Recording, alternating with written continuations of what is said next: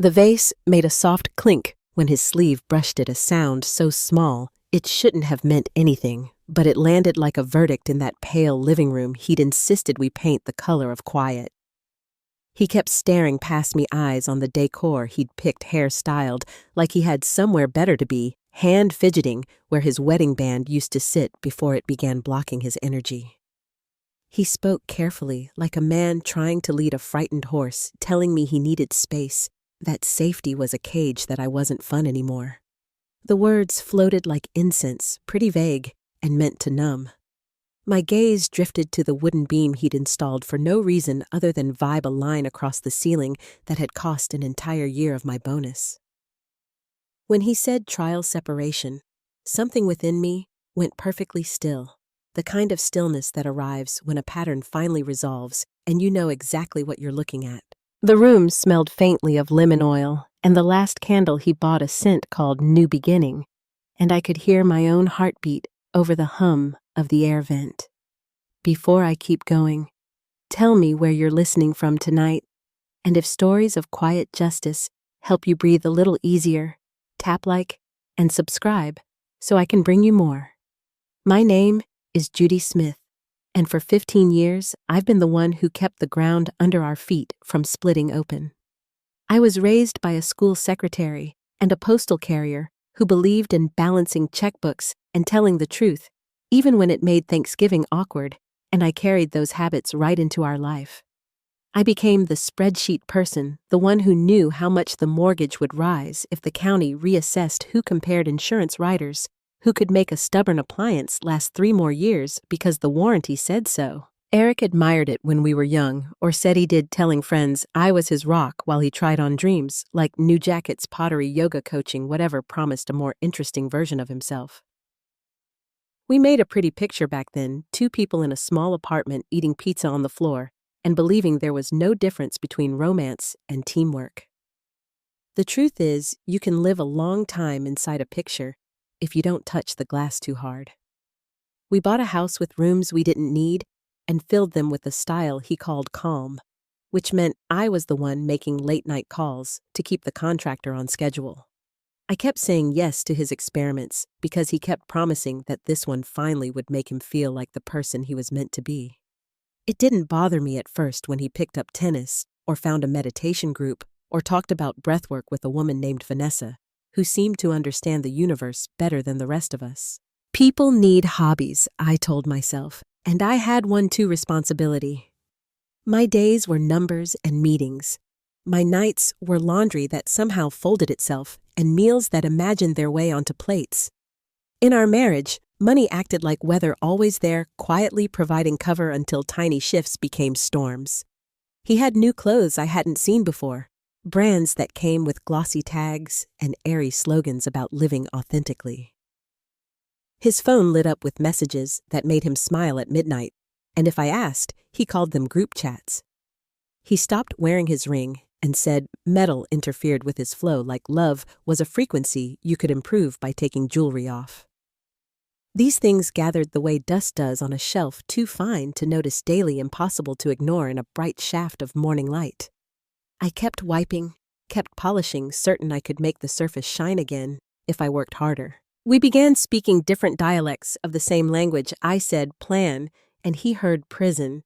He said freedom, and I heard exit. He asked for neutral walls, and I bought the paint. He wanted a handcrafted beam because a magazine said it grounded the eye, and I paid the invoice with the bonus I'd earned by solving the kind of problems that don't look good in photographs. When he told me lunches had turned into 4-hour sessions at a studio none of our friends had heard of, I nodded because nodding kept the evening from collapsing. The house smelled like eucalyptus and fresh linen, and I told myself those were the scents of maturity, not camouflage for something I didn't want to name. There is a moment, though, when even the careful person stops editing the picture and finally studies the frame. He sat across from me with that practiced softness some men learn when they want to be the hero of their own leaving, and he said the words he'd been rehearsing trial separation time to find myself. This is about me, not you. I listened like I do at work, noticing what wasn't said, the way a sentence avoids the word affair, by reaching for enlightenment instead. The air felt newly thin, as if an open window had been discovered in a room I thought was sealed. And for a breath, I waited for my old reflex to arrive, the fixing, the smoothing, the promise to book a retreat or loosen some mythical knot. It didn't come. The silence between us stretched, and I watched his eyes flick to that expensive vase again. A beautiful, useless thing balanced too near the edge. I could have argued about timelines or loyalty, or how love doesn't need to be dramatic to be real. But the only word that rose up felt strangely simple, like the click of a lock that has been waiting years for an honest key. My mouth formed it before I knew I'd decided, and it hung in the quiet like a bell that had finally found its note. He blinked, disoriented, as if I'd skipped a page in a script and left him without his next line. And the house, our curated calm, suddenly sounded enormous, as if it had been emptied of furniture while we weren't looking. He reached for his bag, and I watched a small flutter move along his jaw, the first hint that freedom can be a heavier thing than it looks in a brochure. I didn't stand to help, and I didn't follow when he walked upstairs. When he zipped the suitcase and came back down, the lemon oil still hung in the air, and the beam shadowed the ceiling like a mark you can't scrub off. He cleared his throat, said something bright about how this would help us both breathe, and I folded my hands to keep them steady. The knob turned, the door gave its soft, familiar click, and the house exhaled.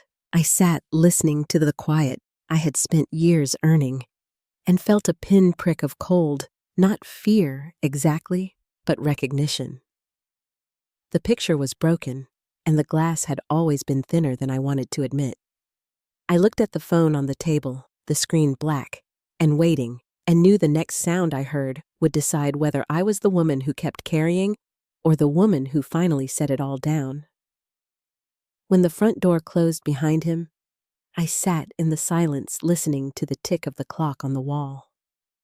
The rhythm was steady, but my chest rose and fell too quickly, like I was standing on a ledge waiting for the ground to shift. Upstairs, the faint echo of drawers being pulled open had already faded. In their place was a stillness that felt less like peace and more like a verdict. Rage came first, hot and sharp, and I stared at the decorative vase on the mantel, tempted to smash it into 100 jagged pieces.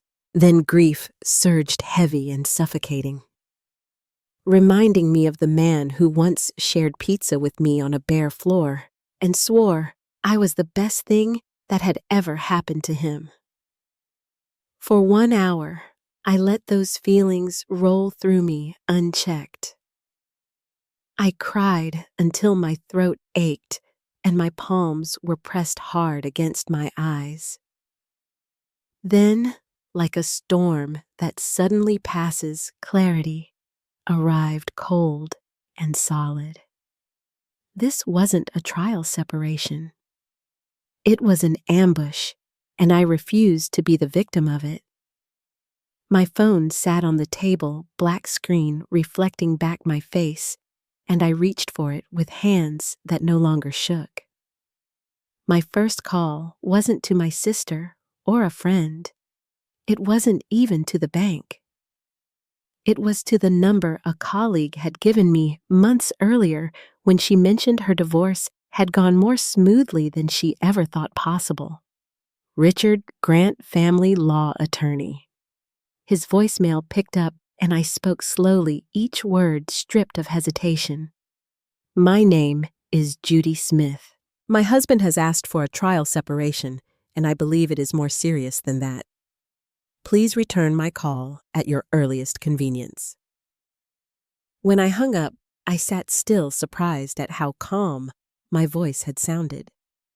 The next morning, I was seated across from him in a modest office with dark wood shelves and a single plant angled toward the light. Richard was steady, composed, his pen tapping lightly against a yellow pad, as I explained what had happened.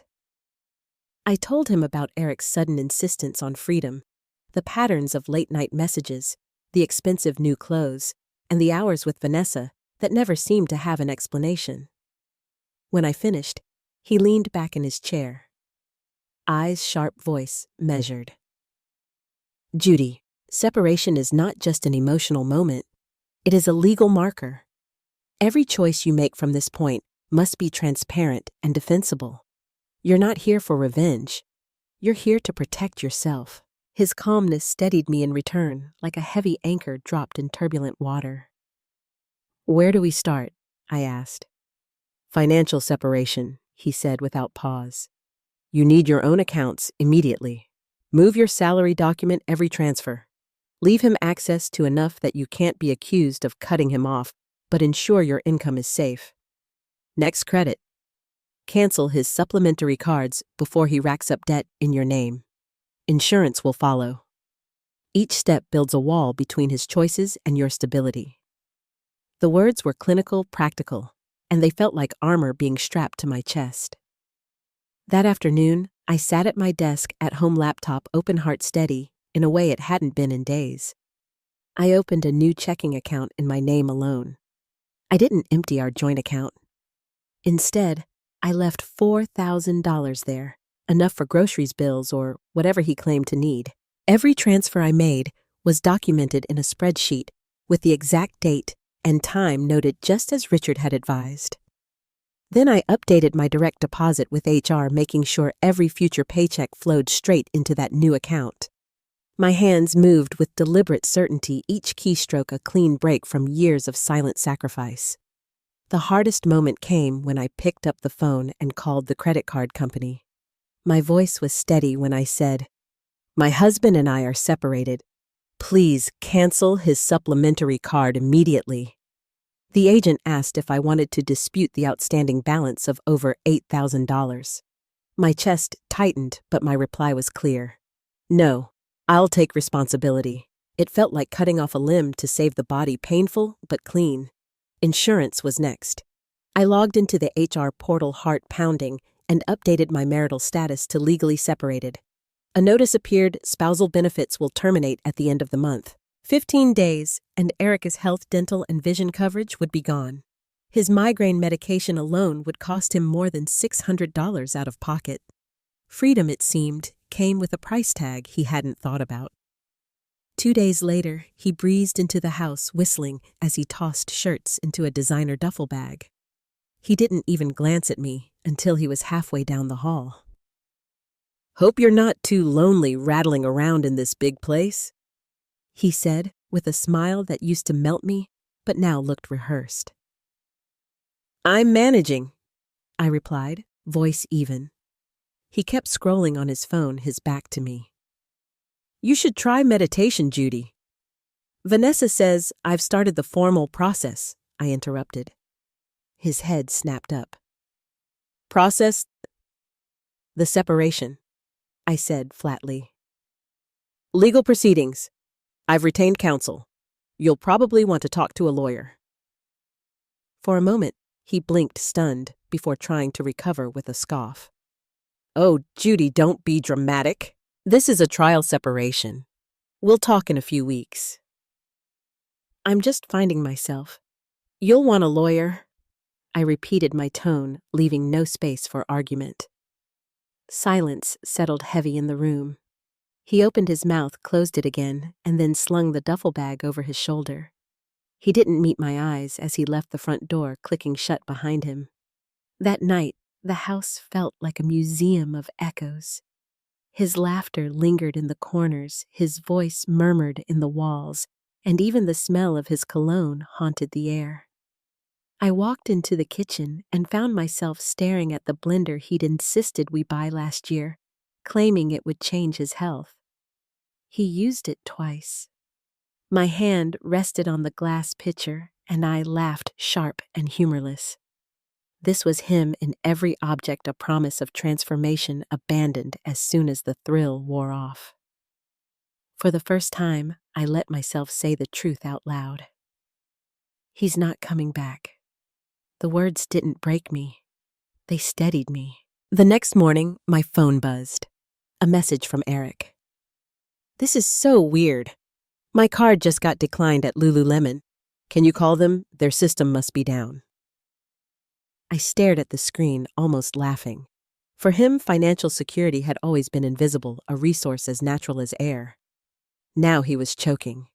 I typed back slowly, deliberately. "There's no system error. I canceled your supplementary card last week. We're separated. Our finances are too." The 3 dots appeared, pulsed, disappeared, then returned. I pictured him staring at the balance of the joint account, seeing the $4,000 I'd left, realizing the endless river of money he'd always assumed would flow had shrunk to a trickle. His shock, his disbelief, his simmering anger, I could almost see them cross his face. But for me, there was only calm. Boundaries weren't cruelty. They were survival. And for the first time in 15 years, I had drawn mine. I didn't know it yet, but the cracks in his new life were only beginning to show. And soon, he would come back with reinforcements demanding explanations I was no longer willing to give. The knock on my door came early on a Saturday morning. I hadn't even finished my coffee when I opened it and found Eric standing stiffly on the porch. His arms were crossed, his jaw tight, and beside him loomed his father, Howard. Howard didn't wait to be invited in. He pushed past me into the foyer with the same booming authority that used to silence a dinner table. "Judy, I demand an explanation," he barked. Eric lingered behind him, sulking like a boy caught in the middle of a schoolyard dispute. I folded my arms across my chest and leaned against the banister. "Good morning to you too, Howard." My voice was calm, almost flat, though inside my stomach churned with unease. "You canceled his credit card." Howard shot back, his face reddening. "Are you trying to humiliate my son?" "I'm establishing financial boundaries," I replied evenly. "It's standard procedure in a legal separation." Howard's eyes narrowed, lines deepening across his forehead. "Legal separation? Judy, this isn't a business contract. This is marriage. You don't just cut someone off." That was Eric's cue. He stepped forward, his voice rising, his practiced charm gone. "Exactly. You're trying to control me, to punish me just because I want more than this boring, predictable life." I turned my gaze directly on him, letting the silence stretch before answering. "I'm not punishing you. I'm giving you exactly what you asked for. You wanted freedom. You wanted your own path. I'm simply letting you experience the reality of that choice." The air grew thick, the tension between us vibrating in the stillness of the house. Then I delivered what I knew would land hardest. "And since we're discussing logistics," I said, deliberately shifting my eyes back to Eric, "I need to notify you of something. I informed my employer of our separation. As a result, your health, dental, and vision insurance will terminate at the end of this month." Howard blinked, his bluster faltering. "What does that mean?" Eric's face drained of color, his voice dropping to a whisper.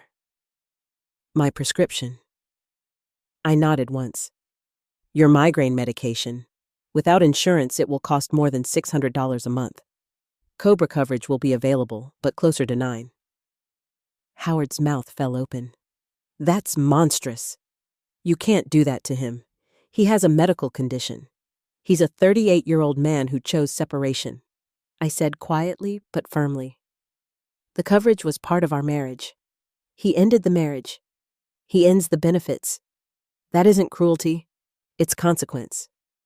For the first time, Eric's confidence cracked. The breezy charm, the careless smile, it all slipped away, leaving only panic in his eyes. "You're being cruel," he hissed, his voice low, glassy with rage. "This isn't you, Judy." "You're right," I said steadily. "This isn't the woman you married."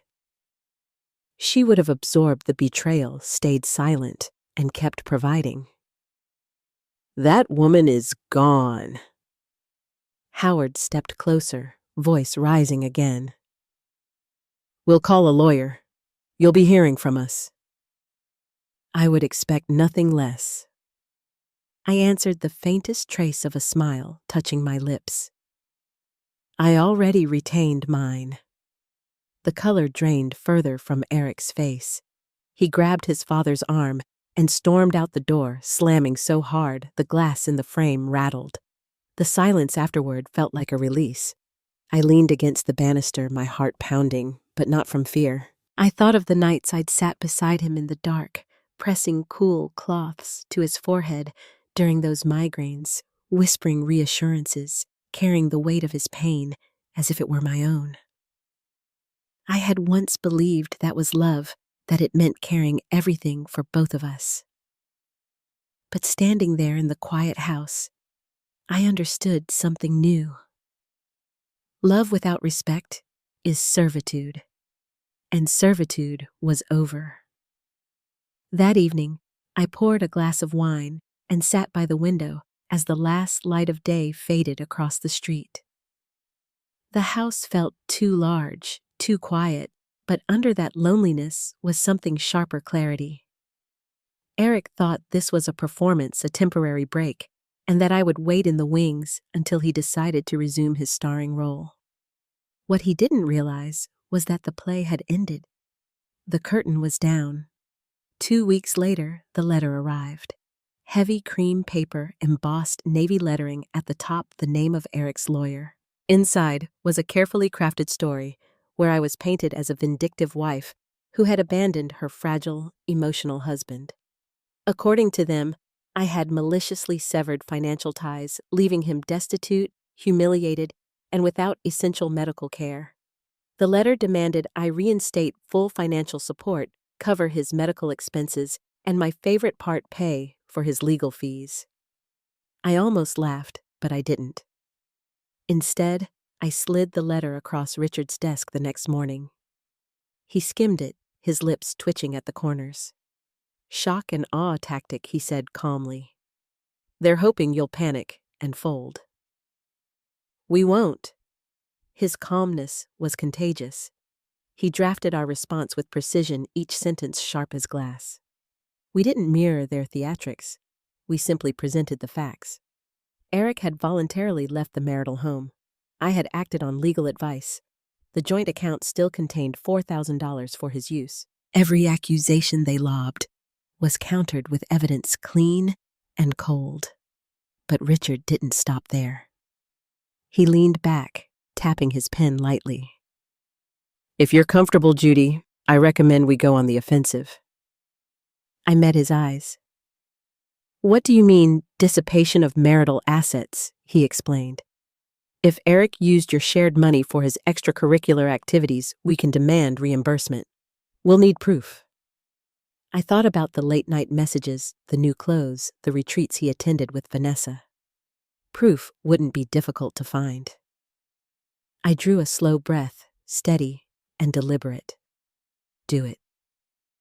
3 days later, Richard handed me a folder. Inside were photographs, time-stamped and crisp, taken by the private investigator he had hired. Eric and Vanessa entering her apartment late at night, her arm looped casually through his. The two of them sharing breakfast on her balcony the next morning, her hand brushing his cheek as they laughed. I stared at the images, my stomach twisting. Proof didn't soften the betrayal. It sharpened it. What had been suspicion was now undeniable. But alongside the ache came something else, power. We attached the report to our legal response and filed a motion for discovery demanding Eric's bank records and, more importantly, subpoenaing Vanessa's financials. If my salary had funded their dinners, their retreats, or their shopping sprees, the court would know. It was no longer just a legal matter. It was exposure. That evening, as I stood in the kitchen chopping vegetables, my phone rang with an unfamiliar number. I hesitated, then answered. The voice was male, nervous, cracking slightly. "Judy, I'm not sure if we've met. My name's Mark." It took me a moment to place it. Then I remembered Eric's so-called guru sometimes used his middle name to appear more grounded. But this voice wasn't serene. It was panicked. "I think there's been some misunderstanding," he stammered. "I don't know why your lawyer is coming after me. I'm just a tennis coach." My voice turned to ice. "You've been with my husband for months. You've been enjoying it on my dime." He exhaled sharply like a teenager caught sneaking out after curfew. "Look, Judy, I didn't know it was like this. Eric said you two were basically over, that it was just a matter of time. Then you'll have no problem confirming that under oath," I said. The silence on the other end told me everything. He wasn't enlightened. He was terrified. Terrified of court, of exposure, of the house of cards collapsing around him. And it was collapsing. That night, I sat at the table staring at the photographs once more. Betrayal had never looked so ordinary. Two people sipping coffee, smiling in morning light, believing the world would protect their secret. But it wouldn't. Not anymore. The next day, the first voicemail from Eric arrived full of fury. "You're destroying my life, Judy. This isn't the woman I married." Hours later came another softer. "Please, we can work something out. Just stop dragging Vanessa into this." I listened to each one, then deleted it. My resolve didn't waver, and deep down, I knew this was only the beginning, because Vanessa was already cracking, and when she broke, she would take Eric down with her. The voicemails kept coming in uneven bursts. One moment, Eric's voice was tight with fury, accusing me of being vindictive, insisting I wasn't myself. Hours later, the tone softened into pleading, promising we could work something out if I just stopped dragging Vanessa into it. I let each message play to the end, the words rolling through the quiet house, then pressed delete. The habit of rushing to ease his discomfort was gone. In its place was a silence that no longer felt like surrender, but something closer to strength. Late one night, I sat across from Dr. Lewis in her small office, the PI photographs still etched in my mind. I expected her to encourage compassion or forgiveness. But instead, she leaned forward and asked quietly, "Judy, what would it look like for you to stop carrying responsibility for his choices?" The question stayed with me long after the session ended. I drove home without the radio on, the words looping through my head like a refrain.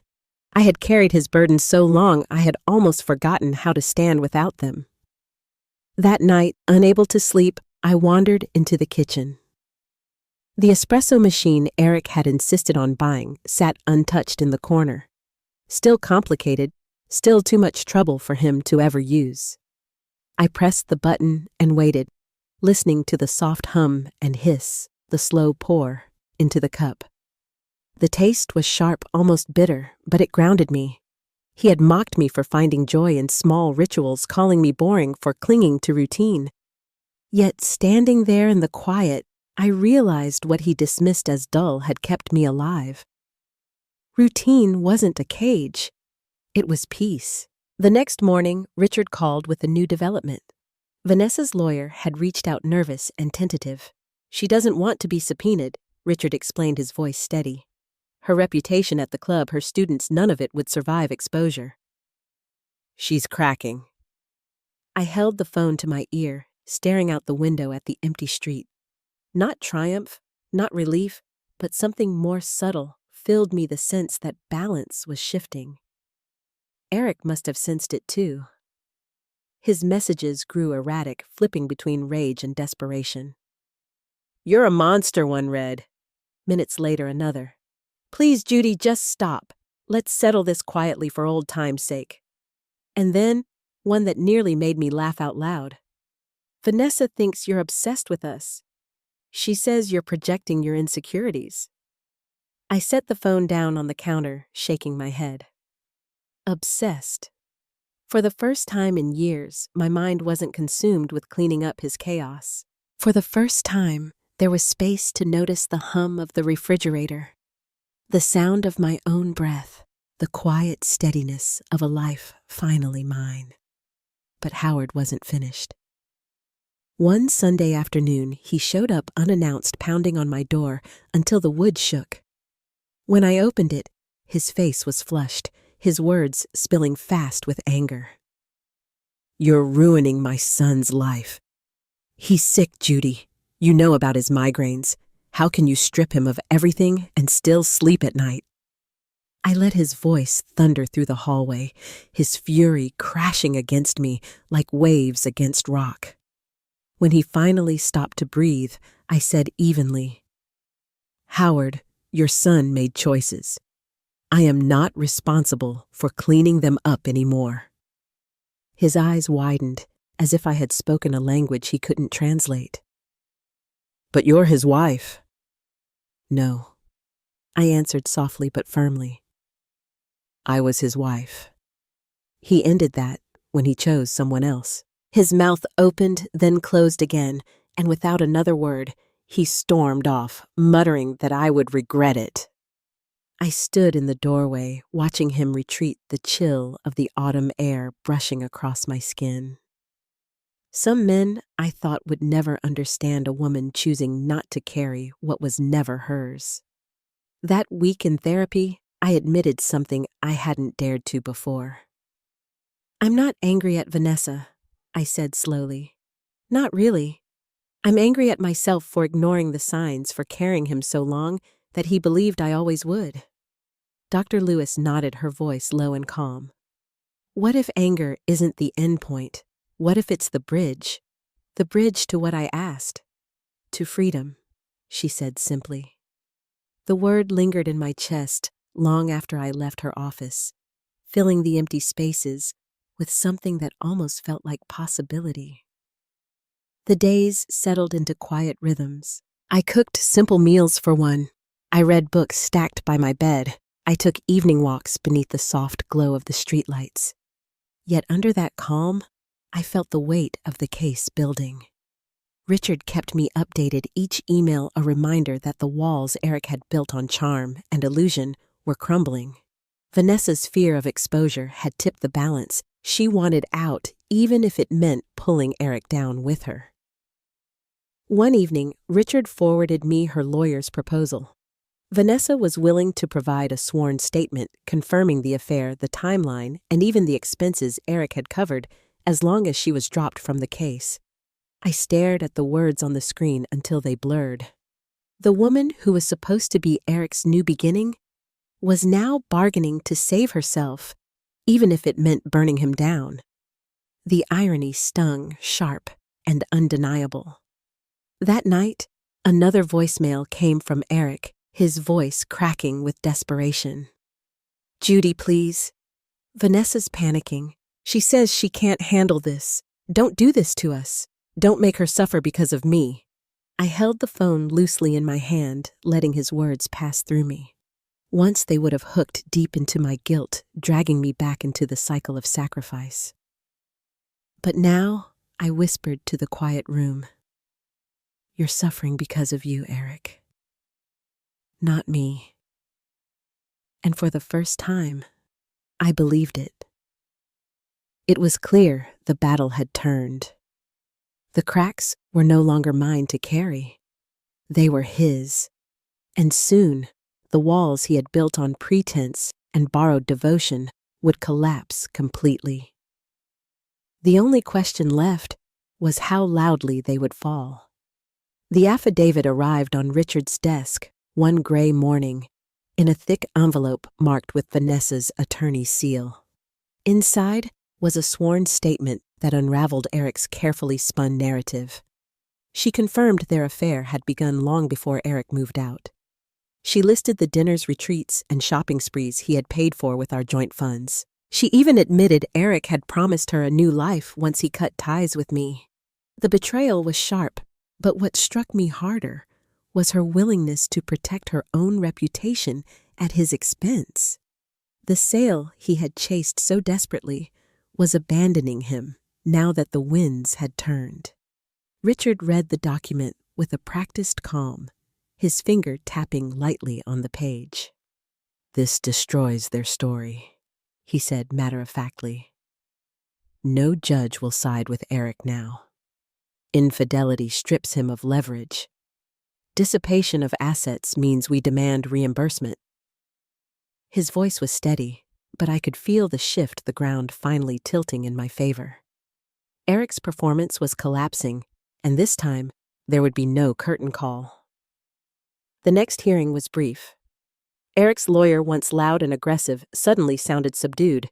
The affidavit had gutted their case. Still, Eric tried to hold himself together, standing stiff in his carefully pressed shirt, jaw tight, pretending he had control. But his eyes flicked toward me more than once, searching for the woman who used to shield him from consequence. I didn't move, didn't offer comfort, didn't even look away. When the judge ruled that the house would be sold and the equity divided, Eric's composure cracked. He clenched his fists so hard his knuckles whitened. Selling the house was painful.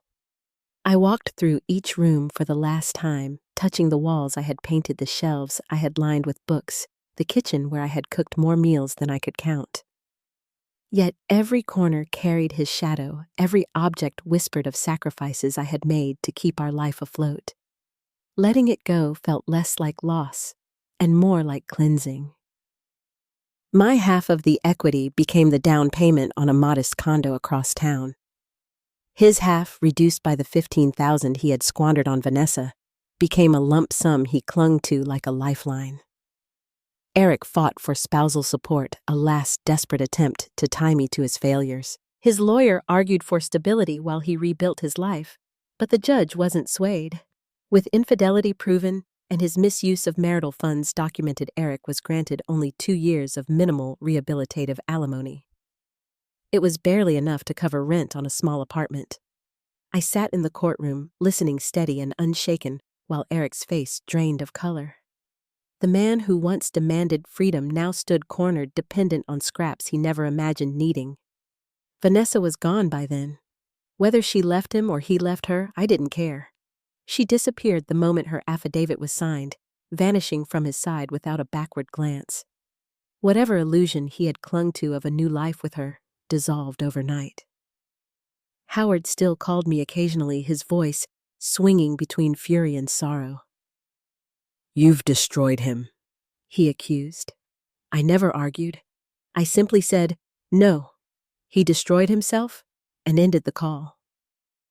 My condo was smaller, yes, but every corner belonged to me. There were no decorative vases purchased to impress guests, no meaningless beams nailed into ceilings to satisfy a passing whim.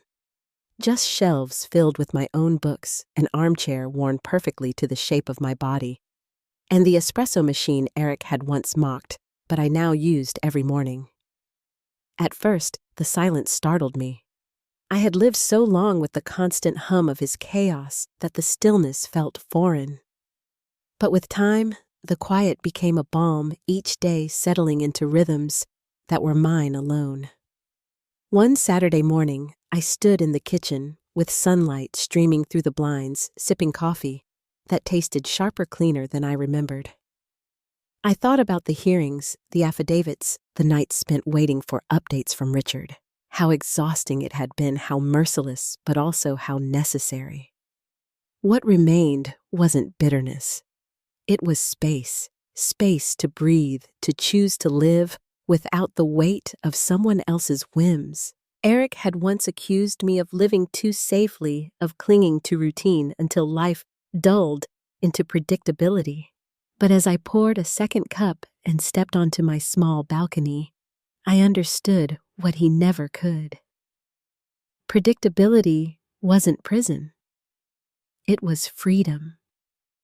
Freedom from sudden credit card bills I hadn't agreed to. Freedom from watching savings evaporate into retreats with strangers. Freedom from being the silent net that caught him each time he fell. That afternoon, I went hiking for the first time in years. The trail was steep, the sun relentless, and sweat clung to the back of my neck as I climbed. But with every step, something inside me loosened. Eric had mocked hiking as mundane, preferring exotic retreats where he could reinvent himself in front of strangers. Yet as I reached the ridge and looked out over the valley, I felt a peace deeper than any reinvention could promise. The wind whipped through my hair. The earth was solid beneath my feet, and for the first time in years, I stood in a life that was mine alone. I drove home quietly, the windows cracked, the cool air brushing across my face. In the past, I would have returned to a house filled with tension, wondering what new interest or obsession would demand my attention. Instead, I unlocked the door to a space I had chosen to furniture arranged for comfort, rather than showed a silence that didn't suffocate but soothed. I set my hiking boots by the door and realized I didn't need anyone to applaud or notice. I had carried myself up that trail. And that was enough. The settlement papers came a week later, thick with signatures and stamps, and Richard handed them to me with a quiet nod. "It's finalized." "You're free," he said. 2 words, heavy and light all at once. That night, I sat in my condo with the envelope resting on the table. I poured a glass of wine and curled into my old armchair, the one Eric always wanted to throw away. The silence pressed around me, no longer absence, but space. I closed my eyes and let the stillness settle, breathing deeply, the taste of freedom sharp and undeniable. Yet even in that peace, I knew the story wasn't finished. Eric had lost nearly everything he counted on, but he wasn't done reaching, grasping for someone else to shoulder his weight. And sooner or later, he would try again. The first late-night call came as I was reading in bed, the condo quiet around me. Eric's name lit the screen, and though my instinct was to let it ring, I pressed answer. His voice came tight, urgent, almost rehearsed. "This has gone too far, Judy. You don't need to drag Vanessa into this." I stayed silent, listening to him rush ahead. "She's innocent. She has nothing to do with our problems. You're just trying to punish me by humiliating her." My reply was calm, deliberate. "Eric, you spent our money on her. That makes her part of this. If you don't like the consequences, maybe you shouldn't have funded your affair with our joint account." He sputtered, his words catching. "This is insane. You're destroying lives." "No," I said quietly, letting the stillness settle between us. "I'm revealing them." He hung up before I could say more, the sharp click ringing louder than his arguments. 2 days later, Richard called with a note of satisfaction in his voice.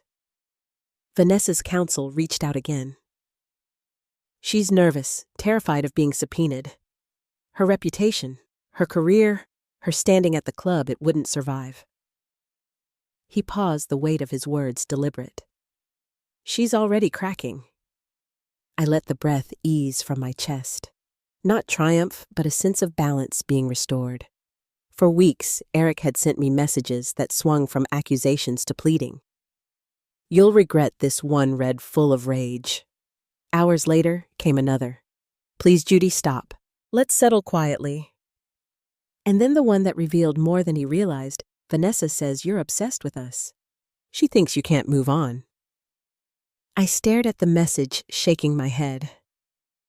If anything, I felt less bound to them than ever. My life no longer revolved around cleaning up his chaos. For the first time, my thoughts had room to breathe. Howard, however, refused to let go. On a windy Sunday afternoon, he arrived without warning, pounding on my door until the hinges rattled. His face was red, his voice booming with outrage. "You're ruining my son's life. He's sick. You know about his migraines. How can you strip him of everything and still sleep at night?" I stood in the doorway, letting his anger wash over me. When he finally paused, I answered evenly. "Howard, your son, made choices. I'm not responsible for cleaning them up anymore." His jaw tightened, disbelief clouding his face. "But you're his wife." "No," I said softly. "I was his wife. He ended that when he chose someone else." He muttered something about regret and stormed down the walkway, his shoulders stiff, his steps heavy. I closed the door behind him, leaning against it for a long moment. Some men I thought would never understand what it meant for a woman to stop carrying weight that was never hers. That week in therapy, I admitted what I had avoided for too long. "I'm not angry at Vanessa," I said slowly. "Not anymore. I'm angry at myself for ignoring the signs for carrying him so long he thought I always would." Dr. Lewis nodded gently. "What if anger isn't the destination, Judy? What if it's the bridge?" "The bridge to what I asked. To freedom," she said simply. The words settled into me like a stone placed carefully on still water, its ripples stretching outward. At home, I began to see my life differently. Small things carried new meaning. The steady hum of the refrigerator, the taste of my morning coffee, the comfort of walking through quiet streets at dusk.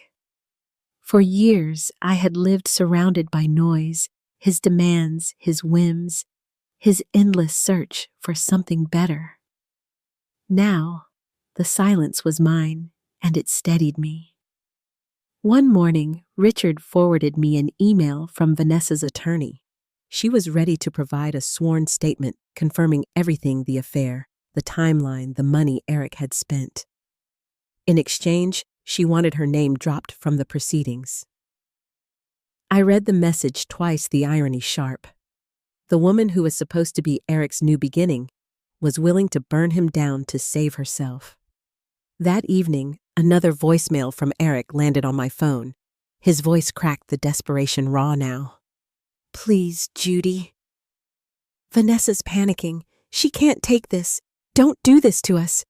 Don't make her suffer because of me." I sat with the phone in my hand, his words echoing in the stillness. Once they would have pierced me, hooked into the guilt that had always tethered me to him. But now I whispered to the empty room, "You're suffering because of you, Eric. Not me." The war he thought he was waging had already shifted. Vanessa's resolve was slipping. His lawyer's bluster had turned quiet, and his father's anger no longer had the power to rattle me. The walls he had built with charm and illusion were cracking, and soon there would be nothing left for him to hide behind. And as I looked around my condo, sunlight catching the edges of the worn armchair, I realized something profound. I wasn't the one breaking. He was. The only question left was how far he would fall before he admitted it. The end came quietly, not with another confrontation in a living room or a shouting match on the porch, but with papers and signatures. Vanessa's sworn affidavit had landed like a hammer. It dismantled Eric's story, leaving nothing for his lawyer to hold on to.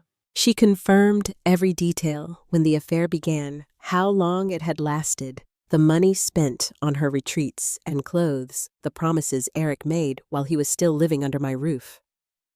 Her name may have been dropped from the case, but in saving herself, she had burned him to ash. Richard explained it with his usual calm. "This leaves them no ground, Judy. Infidelity is established. Dissipation of assets is documented. The judge won't overlook any of this. They'll settle because they can't afford not to." I nodded, a strange calm moving through me. Months of chaos had led here to a single signature sealing the truth. The settlement was harsh for Eric. The house with its beams and decorative vases had to be sold. The equity was split down the middle, but the $15,000 he spent on Vanessa was cut from his share and given to me. My portion became the down payment on a modest condo, mine in every sense. His was just enough to cover a deposit on a small apartment far from the glossy neighborhoods he used to admire. He had asked for spousal support, his last attempt to keep me tethered, but the judge wasn't moved. With his infidelity proven, he was granted only 2 years of minimal rehabilitative alimony, barely enough to keep a roof overhead. When the ruling came down, I watched Eric in the courtroom. His face was pale, his hair no longer carefully styled. His shoulders slumped in a way I had never seen before. He didn't look like the man who once stood at a podium bragging about his newest venture, or the man who promised freedom was his birthright. He looked smaller, almost hollowed out. He didn't meet my eyes, and for once, I didn't feel the pull to meet his halfway. Back in my condo, the air felt lighter. The walls were bare, the furniture simple, but every object belonged to me alone. My books filled the shelves. My old armchair, the one he always wanted to replace, sat in the corner where I could curl up with a glass of wine. Even the espresso machine, once mocked for being too complicated, had become a ritual I embraced each morning. It was as though every piece of my life had been stripped of pretense.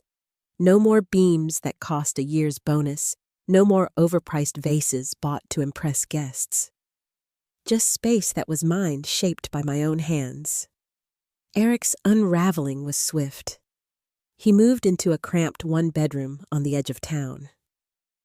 Gone were the designer clothes and the endless retreats. Vanessa had vanished as soon as her affidavit was signed, leaving no trace behind.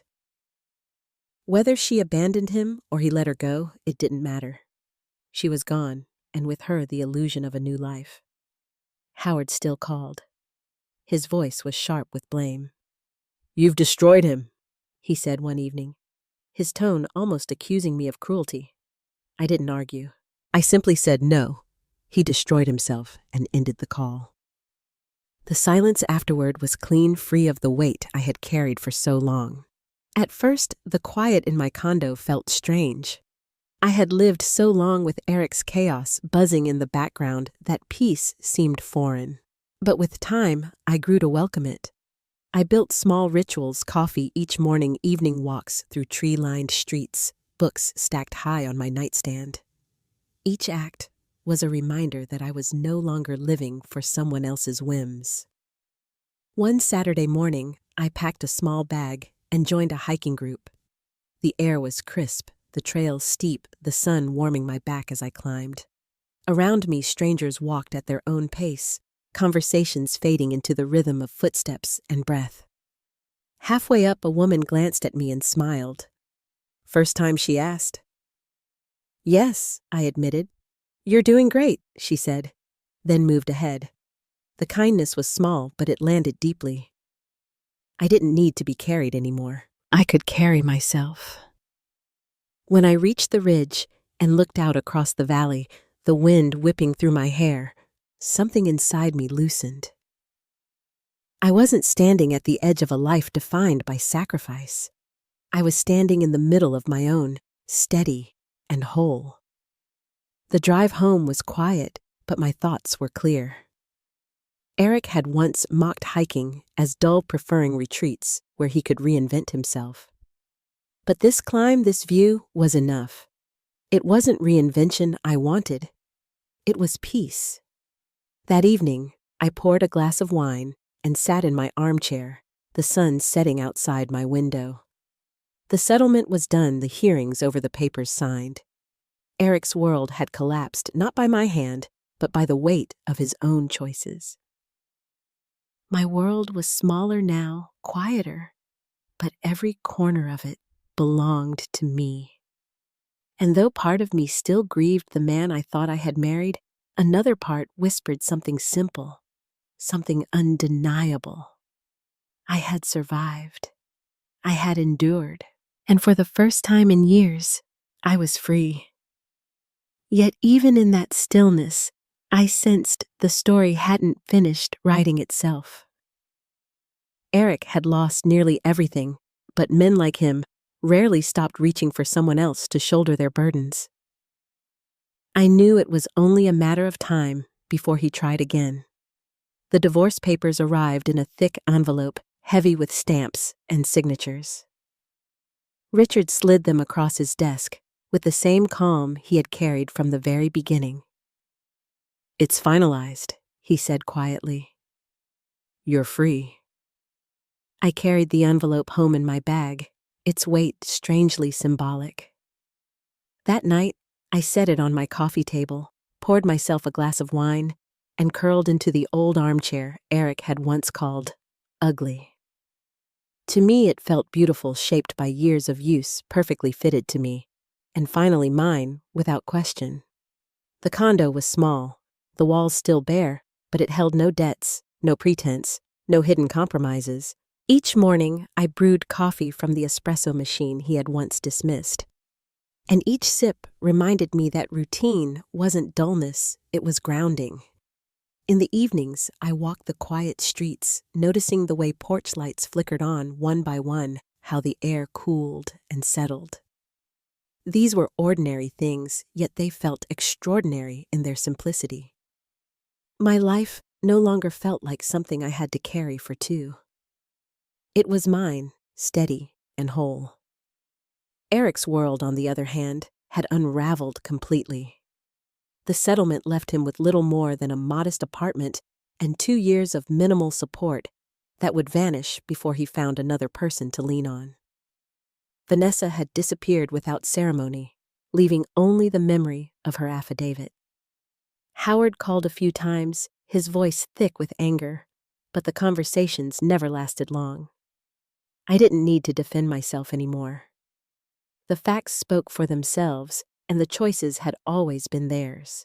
It took time for the silence to feel like comfort rather than loss. At first, I found myself waiting for the buzz of my phone for the next demand, the next problem to solve. But the calls slowed, and then they stopped. Slowly, I learned to let the quiet settle around me like a blanket. There were moments of loneliness, yes, but beneath them was something stronger, peace. One Saturday, I joined the hiking group again. The climb was still steep, the sun still relentless, but my steps felt lighter. When I reached the ridge, I looked out across the wide valley, the wind carrying strands of my hair across my face. I breathed deeply, realizing that this was what freedom truly meant. Not escape, not reinvention, but the steady certainty of standing in your own life without apology. Looking back, I see now that Eric mistook chaos for passion and freedom for abandonment. Howard mistook loyalty for servitude, and for too many years I mistook carrying someone else's weight for love. But dignity doesn't come from being the foundation someone else walks on. It comes from standing upright in your own life, even if it means walking alone. I can't say there's no grief left, there is. I grieve the man I thought I had married, the life I believed we were building. But grief doesn't rule me anymore. It simply sits beside me as a reminder of what I survived. And survival, I've learned, isn't just about enduring. It's about choosing again and again to reclaim yourself, no matter how long it takes. The rock I once was is gone. The anchor that kept his ship steady is gone. What remains is something stronger, something steadier. I am a mountain now, unmoved, unshaken, standing on my own. Before we close, I'd love to know which part of this journey spoke most to you. Share your thoughts in the comments, and if you'd like to hear more true family stories, you'll always find them here.